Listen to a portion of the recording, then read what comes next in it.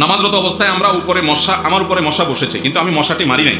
নামাজ শেষে মশাটি আমি মেরেছি, আমার শরীর থেকে যে রক্ত খেয়েছে মশা সেটা বাহির হয়ে গেছে মারার কারণে, তাহলে কি আমার ওযু ভেঙে গেছে যেহেতু রক্ত বাহির হয়েছে? না, এর কারণে কি হবে না, ওযু ভঙ্গ হবে না।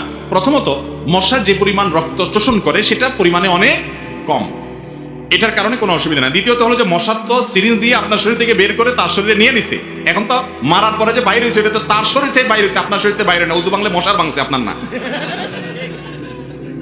কথা কি বুঝতে পারছি? আপনি থাপ্পড় মারার পরে রক্তটা বাইরে হয়েছে কার শরীর থেকে?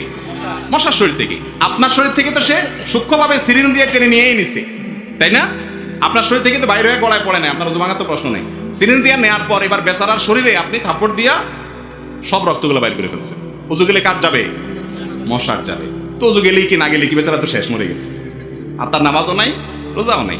অতএব এটা নিয়ে আপনার